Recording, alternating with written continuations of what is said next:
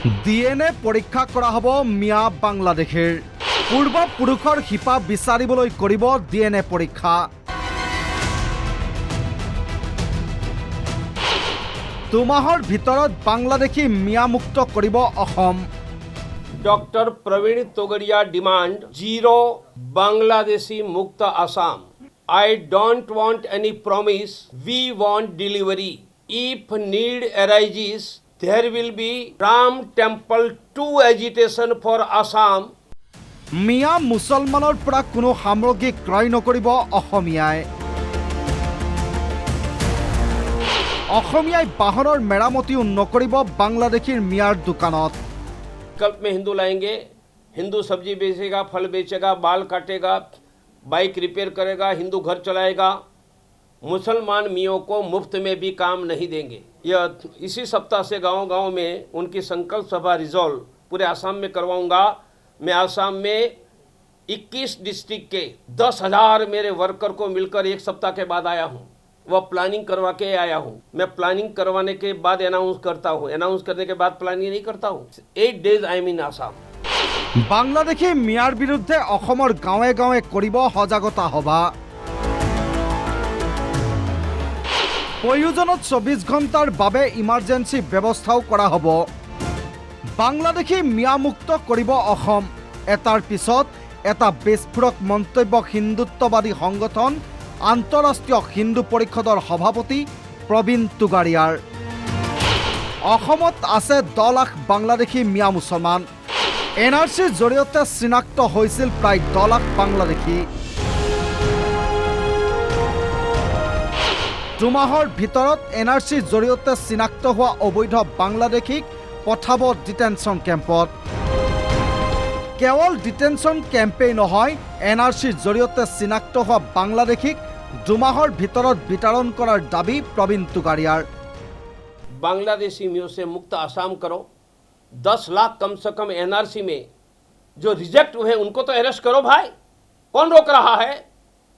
और जिस मियों ने अप्लाई एनआरसी में नहीं किया था उनको अरेस्ट करने के लिए क्यों रोक रहा है? लगा दो भारत के हजारों गांव, आसाम के हजारों गांव के चारों ओर पुलिस, और कम से कम लोअर आसाम से तो शुरू करो। Within 1 week 10 lakh Bangladeshi Miya who has been rejected in NRC will be arrested. Reject हो गई है, मैं नहीं रिजेक्ट करता हूँ, it has been already rejected. NRC has been rejected, already rejected. There is no question of doctor Praveen Togadia to reject it. It was rejected, it is not accepted by state government. Any study survey whether accepted by state government or not is important.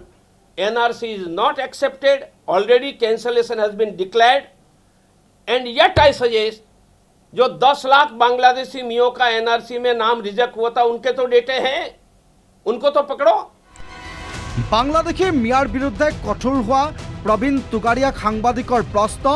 Bangladeshi মিয়াৰ লগতে বাংলাদেশী হিন্দুৱেও ভৰিছে অসম। সাংবাদিকৰ প্ৰশ্নত তুগাৰিয়াৰ উত্তৰ, গুজৰাটলৈ পঠাই দিয়ক হিন্দু বাংলাদেশীক। প্ৰধানমন্ত্ৰী মোদীয়ে নোৱাৰিলে মই সংস্থাপন দিম হিন্দু বাংলাদেশীক। যি সময়ত অবৈধ মিয়াৰ বিৰুদ্ধে হিমন্ত বিশ্ব শৰ্মা চৰকাৰে উচ্ছেদৰ জৰিয়তে হাৰাশাস্তি কৰিছে, সেই সময়তে বাংলাদেশী মিয়াৰ প্ৰসংগত কঠোৰ হিন্দুত্ববাদী সংগঠনৰ ৰাষ্ট্ৰীয় নেতা প্ৰবীণ তুগাৰিয়া। মিয়াৰ বিৰুদ্ধে কঠোৰ হোৱা মুখ্যমন্ত্ৰী হিমন্ত বিশ্ব শৰ্মাক প্ৰশংসা প্ৰবীণ তুগাৰিয়াৰ। যোগ্য সঠিক দিশেৰে আগুৱাই কাম কৰিছে মুখ্যমন্ত্ৰীয়ে। मेरा विश्वास है दिल्ली में मेरे बड़े भाई नरेंद्र भाई मेरे घर नियमित आते थे, अमित भाई मेरे घर नियमित आते थे, छोटे भाई, और मामा हेमंता और प्रवीण तोगड़िया चारों मिलकर आसाम को बांग्लादेशी मियों से मुक्त करेंगे। और नहीं होगा तो फिर से आंदोलन होगा ही, आंदोलन होगा ही। বিধানসভাৰ নিৰ্বাচনৰ দিন যিমানেই চমু চাপি আহিছে, সিমানেই এতিয়া মিয়া মুছলমান বাংলাদেশীৰ বিষয়বোৰক লৈ বিতৰ্ক আৰম্ভ হৈছে। বাংলাদেশী মিয়াৰ প্ৰসংগত প্ৰবীণ তুগাৰিয়াই কৰা মন্তব্যবোৰ কাৰ্যত কিমান সফল হ'ব সেয়াহে আচল কথা। News desk report, the news plus.